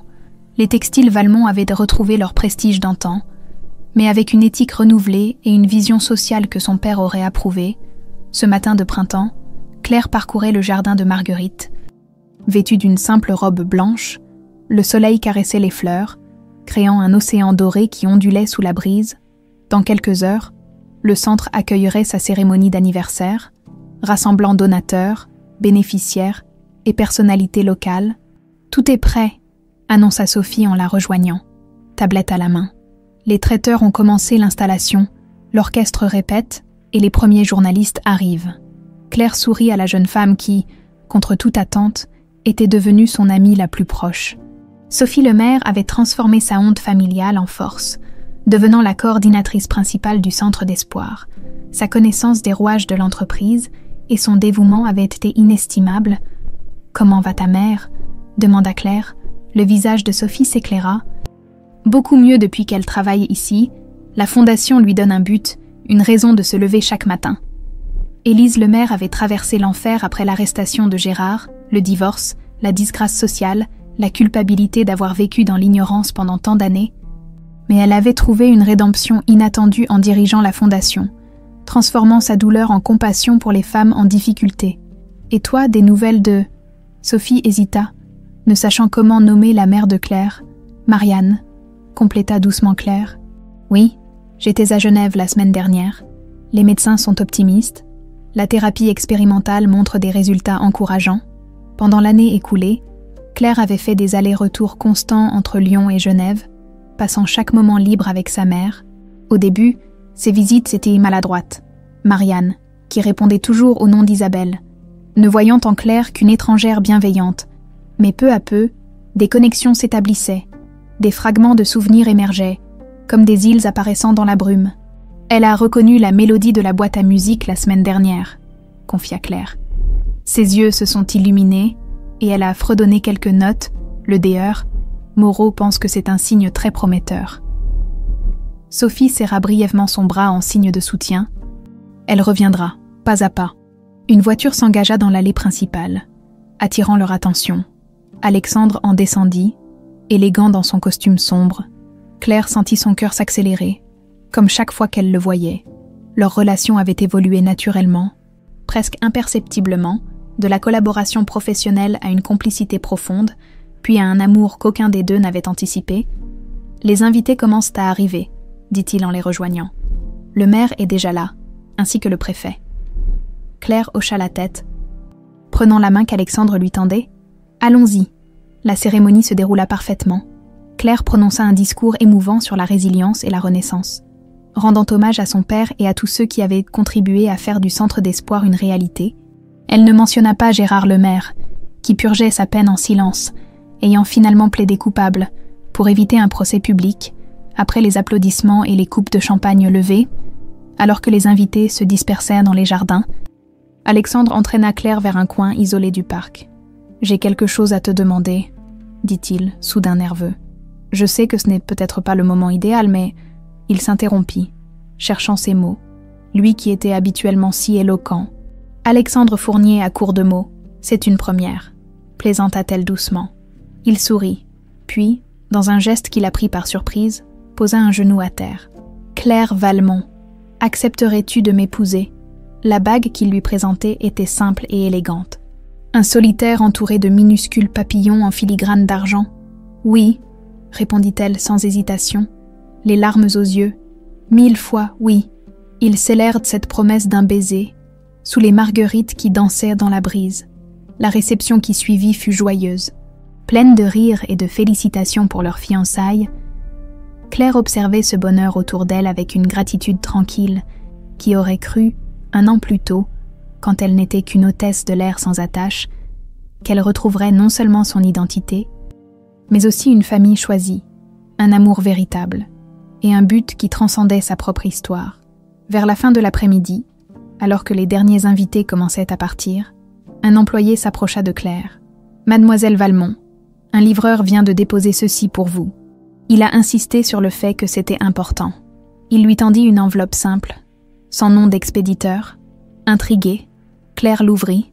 À l'intérieur, une clé ancienne et un mot griffonné. « Pas tout ce qui a été consumé par le feu s'est transformé en cendres, ma chérie. » Son cœur manqua un battement. Cette écriture, c'était celle de sa mère. Pas l'écriture hésitante d'Isabelle, mais les lettres assurées de Marianne Valmont. « Claire, tout va bien ?» demanda Alexandre, remarquant son trouble, sans répondre. Elle lui montra la note et la clé. « Regarde la date sur le cachet postal, c'est d'hier, de Genève. Tu penses que ta mère... » « Je dois vérifier quelque chose, » l'interrompit-elle. « Cette clé me dit quelque chose. » Claire se précipita vers le bâtiment principal. Alexandre sur ses talons, dans son bureau. Elle ouvrit un tiroir verrouillé et en sortit le journal de son père, feuilletant rapidement les pages. Elle s'arrêta sur une entrée datée d'il y a 10 ans. « J'ai fait construire un petit entrepôt près de l'usine originelle. Pour conserver les archives et souvenirs de nos débuts, Marianne appelait cet endroit notre capsule temporelle. Elle y avait déposé des objets pour Claire, pour quand elle serait grande. La clé est cachée dans la boîte à musique, mais sans Claire, Cet entrepôt n'a plus de raison d'être ouvert. Claire regarda la clé dans sa main, puis Alexandre. L'entrepôt existe toujours, confirma-t-il. C'est un petit bâtiment en briques rouges derrière l'ancienne fabrique. Personne n'y va jamais. 1 heure plus tard, il se tenait devant une porte métallique rouillée par les années. L'entrepôt était isolé, caché derrière l'ancien bâtiment des textiles Valmont. La clé s'inséra parfaitement dans la serrure, tournant avec un grincement de protestation. À l'intérieur, l'air était poussiéreux mais sec. Des étagères couvertes de dossiers et de boîtes d'archives s'alignaient contre les murs. Au centre, une table simple supportait un objet recouvert d'un drap blanc. Claire s'approcha lentement, soulevant le tissu. Dessous se trouvait un portrait, elle-même à 4 ans, souriante dans le jardin de Marguerite. Mais ce n'était pas une photo, c'était une peinture récente, les couleurs encore vives. « C'est impossible », murmura-t-elle. Comment pourrait-elle? Un léger bruit derrière eux les fit sursauter. Une silhouette se découpait dans l'encadrement de la porte. « Je savais que tu comprendrais mon message », dit une voix douce. Marianne Valmont s'avança dans la lumière poussiéreuse. Son visage portait toujours les cicatrices de l'incendie, mais ses yeux brillaient d'une lucidité nouvelle. « Maman !» souffla Claire, figée d'incrédulité. « Ma petite étoile !» répondit Marianne en ouvrant les bras. Claire s'y précipita, éclatant en sanglots. Pendant un long moment, elles restèrent ainsi enlacées, rattrapant 20 années de séparation dans cette étreinte. « Comment est-ce possible ?» demanda finalement Claire en s'écartant pour observer sa mère. « Quand as-tu retrouvé la mémoire? Pourquoi n'as-tu rien dit ?» Marianne essuya tendrement les larmes sur les joues de sa fille. « Mes souvenirs sont revenus progressivement. Depuis environ 6 mois, au début, c'était des fragments, des impressions, puis ton visage, ton rire d'enfant, et enfin, l'incendie. Pourquoi garder le secret? Je devais être sûre, comprendre ce qui s'était vraiment passé, et surtout, je voulais te voir voler de tes propres ailes. Sans le poids de mon retour, elle se tourna vers le portrait. Je t'observais, Claire. Chaque inauguration, chaque apparition publique, je voyais la femme extraordinaire que tu étais devenue, et je ne voulais pas perturber l'équilibre que tu avais trouvé. Mais tu es ma mère, protesta Claire. Tu ne pouvais pas imaginer que je préférerais vivre sans toi. J'avais peur, admit Marianne. Peur que tu me reproches de ne pas t'avoir cherché toutes ces années. Peur que tu ne reconnaisses pas la femme que je suis devenue. Alexandre, qui s'était discrètement écarté pour leur laisser de l'intimité, s'approcha maintenant. Madame Valmont, c'est un honneur de vous rencontrer enfin. Marianne lui sourit. C'est donc vous, l'homme qui a rendu le sourire à ma fille. Je vous dois une reconnaissance éternelle. Claire prit la main de sa mère, puis celle d'Alexandre. Nous venons de nous fiancer, maman, et maintenant que tu es là, tout est parfait. Marianne caressa le visage de sa fille, ses doigts s'attardant sur les traits qui ressemblaient tant aux siens. Le cercle est complet. La vérité a finalement triomphé des flammes. Ensemble. Ils quittèrent l'entrepôt, Marianne portant le portrait qu'elle avait peint de mémoire. Un témoignage de l'amour qui avait survécu au temps, au feu et aux mensonges. Alors qu'ils traversèrent le jardin de Marguerite, le soleil couchant illuminait les fleurs d'une lueur dorée. Claire sentit une paix profonde l'envahir. Le pendentif en papillon contre sa poitrine semblait vibrer d'une énergie nouvelle. Sa transformation était achevée, comme le papillon après sa chrysalide. Elle avait traversé le feu et la douleur pour renaître plus forte. Claire Dubois était définitivement disparue, Claire Valmont avait pris son envol, et ce n'était que le début de sa véritable histoire.